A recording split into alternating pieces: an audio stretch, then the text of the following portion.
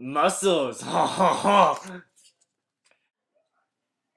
Chapter 1 Muscle Contraction. Myosin is thick. Actin is thin. Both of these are myofilaments. Myosin heads clamp onto actin at the binding site. Then, once binded, they pull on them. At the binding site, actin has to be free, so tropomyosin has to get out of the way to allow it to.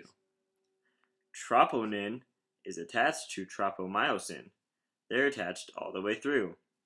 Then, troponin binds with calcium.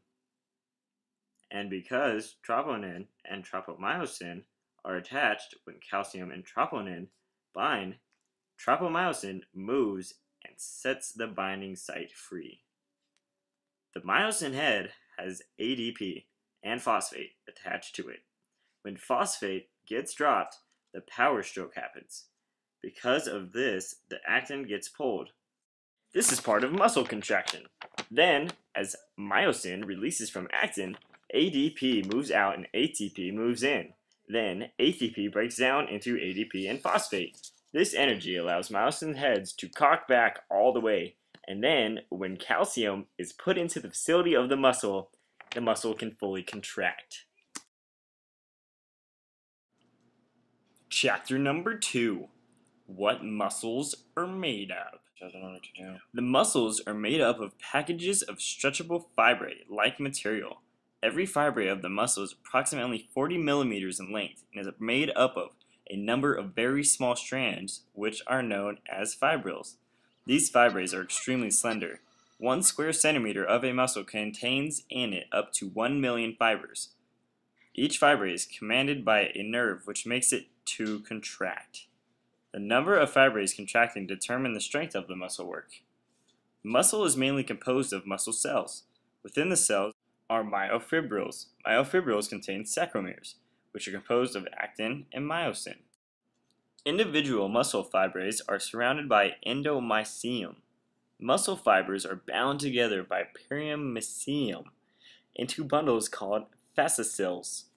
The bundles are then grouped together to form muscle, which is enclosed in a sheath of epimysium. Muscle spindles are distributed throughout the muscle and provide sensory feedback information to the central nervous system. Chapter number 3. How you get big muscles.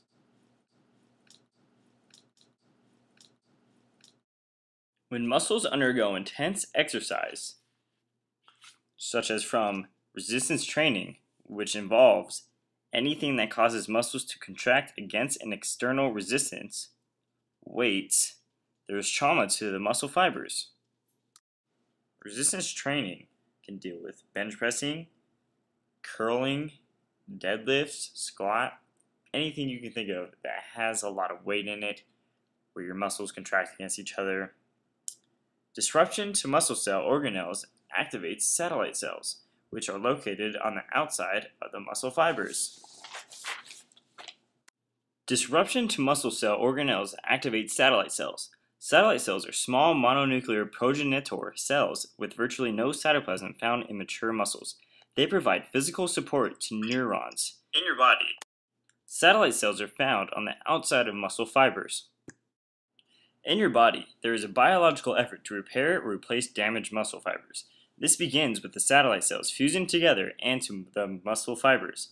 This often leads to increasing in muscle fiber cross-sectional area or hypertrophy.